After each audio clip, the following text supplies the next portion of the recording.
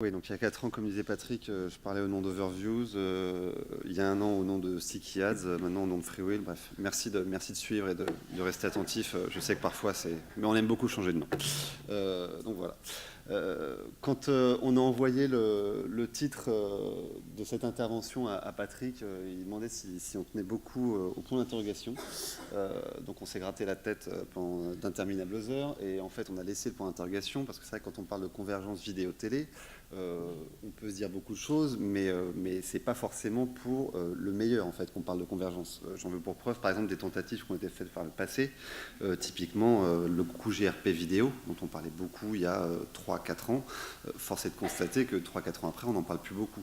Pourquoi? Parce qu'en fait c'était une tentative d'adapter à la vidéo des métriques très télé, et en fait ça ne prenait pas en compte toutes les spécificités du média digital, et force est de constater que ça n'a pas pris et qu'aujourd'hui on n'en parle plus vraiment. Donc il faut vraiment voir ce qui se passe et ce qui se joue dans ce phénomène. C'est vrai que quand on regarde la télé de papa, ça c'est une pub de 1956, hein, donc ça rajeunira personne. Tout était très simple, il y avait un poste de télé dans votre salon, et puis il y avait une monnaie unique, c'était du GRP. Vous aviez 80% de couverture, quelle que soit la cible, des jeunes, des vieux, des urbains, à la campagne, etc., etc. Vous faisiez 20 de répètes, vous aviez 1600 GRP, et tout le monde était très content. Aujourd'hui, c'est un tout petit peu plus compliqué, c'est-à-dire que les devices, ils se sont vraiment multipliés. Vous avez évidemment la télé à l'ancienne, mais vous êtes capable d'accéder à votre contenu via des tablettes, via des smartphones, ok, ça très bien. Maintenant aussi via des consoles de jeux, via des box télécom. Donc, techniquement, ça a tout un tas d'implications extrêmement complexes, mais aujourd'hui, la manière d'accéder au contenu est extrêmement hétérogène. Si on regarde par exemple ce qui s'est passé sur notre vidéo Monetization Report, c'est aux États-Unis, c'est-à-dire ce sont les résultats du dernier quarter sur ce qui s'est passé sur notre plateforme, ce qu'on a observé pour le compte de nos clients aux États-Unis. Et on se rend compte que sur le dernier quarter, en fait, ce à quoi il faut s'intéresser, c'est au jaune et au bleu clair, c'est-à-dire la set-top box et l'OTT device. Donc c'est-à-dire que là, on parle de publicité digitale, mais qui a été observée sur une bonne vieille télé à l'ancienne. Donc c'est-à-dire que c'est bien gentil de parler de convergence de télé et de la vidéo. En fait, comme ça, spontanément, on aurait tous tendance à dire oui, la télé se digitalise, c'est super, c'est l'avenir. Mais en fait, non, c'est pas la télé qui se digitalise, c'est la vidéo online qui se télévisionnise quelque part. Parce que c'est vraiment aujourd'hui la moitié de l'inventaire, il est consommé sur de la télévision classique. Et en revanche, le desktop tout en haut, moins 15%, donc ça on peut considérer que c'est réglé. Le smartphone et la tablette, c'est stable, voire stable à la baisse. Donc en fait, les gens, quand ils veulent accéder à un contenu premium, oui, c'est bien de pouvoir y accéder sur son téléphone, mais c'est quand même mieux quand on est bien à l'aise dans son canapé, et en fait exactement aux mêmes horaires que par le passé. C'est-à-dire que quand on parle de convergence, il faut quand même bien se rendre compte qu'aujourd'hui, il y a 4 heures de télé traditionnelle pour 1 heure de télé connectée. Dans 5 ans, il y aura 3 heures de télé traditionnelle pour 2 heures de télévision connectée. Ok, super, ça fait toujours 5 heures de temps de cerveau disponible, comme on disait tout à l'heure. Donc ce que je veux dire par là, c'est qu'il y a un changement des tuyaux par lesquels passe l'information, mais en fait, les gens ont plutôt tendance à plutôt écouter la radio le matin et puis à consommer de la vidéo le soir, que ce soit via de la télé ou via du téléphone. Mais si vous regardez vos habitudes de médias, il n'y a pas grand-chose qui change de ce point de vue-là. Donc, ce qu'il faut vraiment, c'est se demander, c'est pas de savoir si c'est la vidéo qui va tuer la télévision qui va disparaître, est-ce que les télés vont se faire bouffer par les GAFA, etc. etc. C'est vraiment avoir le meilleur des deux mondes, c'est-à-dire pouvoir utiliser la possibilité de couverture de la télé, évidemment l'environnement brand safe, le fait qu'on soit sur un grand écran avec une qualité exceptionnelle, et les possibilités de ciblage du digital. Donc c'est pour ça qu'on a mis une jolie petite licorne en résultat de cette équation, parce que c'est une espèce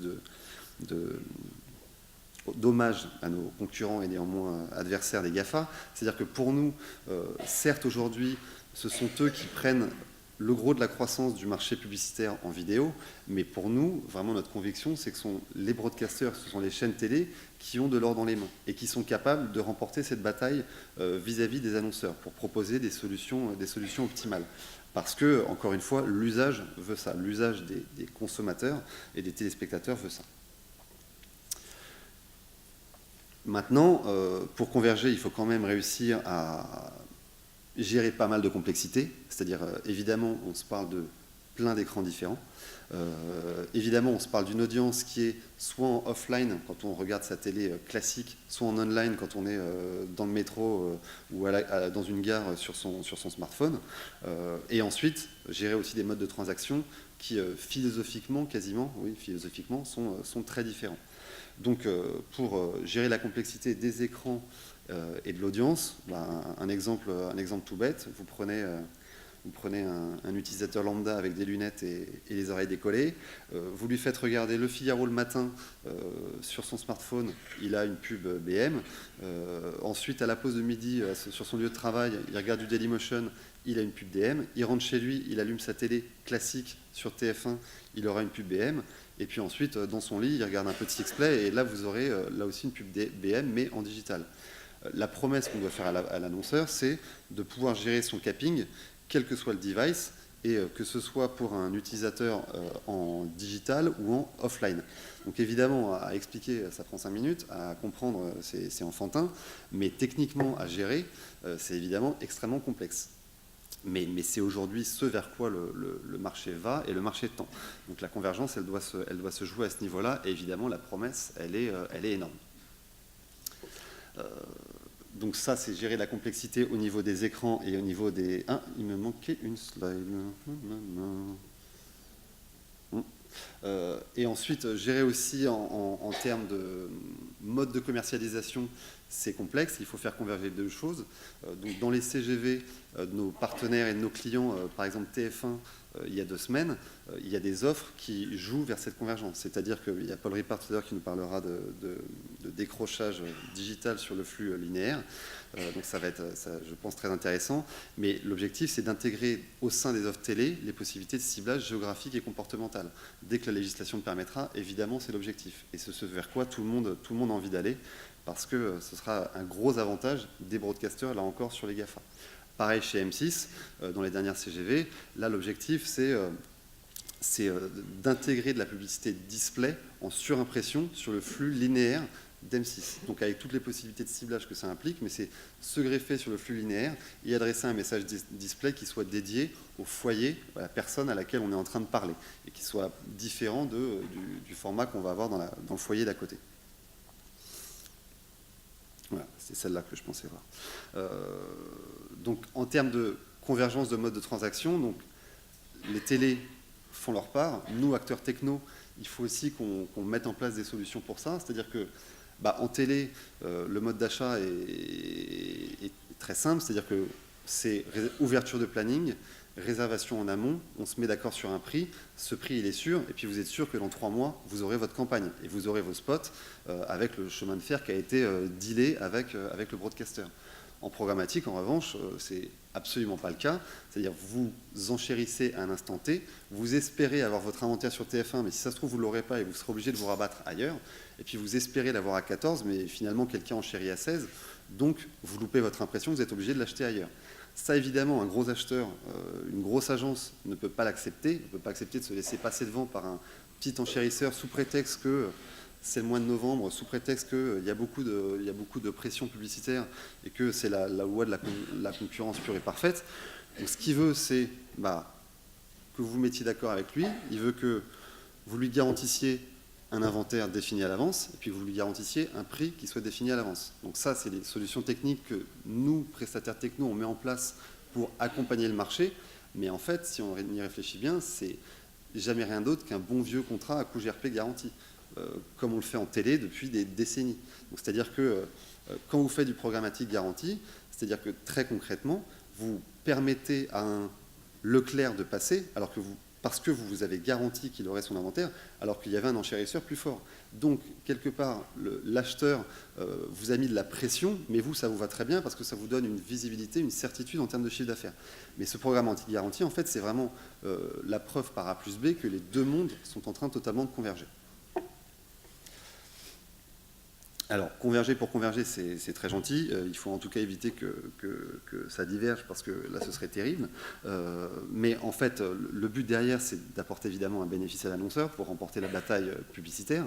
Donc, évidemment, comme on l'a dit, c'est maîtriser le capping pour adresser le nombre de messages publicitaires suffisant, mais pas trop important, sinon on arrive à de la saturation. Évidemment, du ciblage. Donc ça, Paul en reparlera, j'imagine. Et évidemment offrir aux annonceurs toutes les possibilités de reporting en temps réel. Donc c'est vraiment pour ça qu'il faut faire converger les deux univers pour apporter plus de solutions.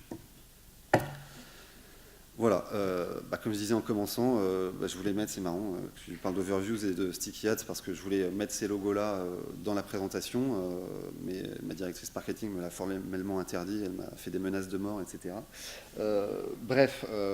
Donc on vous parle en tant que Freewheel depuis 1 an, vous vous êtes habitués, mais je ne sais pas si vous avez remarqué dans cette présentation, il y a un logo qu'a priori vous ne voyez pas trop encore, mais vous allez voir de plus en plus. Donc c'est le joli logo Comcast en haut à gauche. Donc Comcast, on va, je pense, de plus en plus prendre la parole à l'avenir en tant que Comcast, de moins en moins en tant que Freewheel. Donc on va rechanger de nom, ça va être marrant.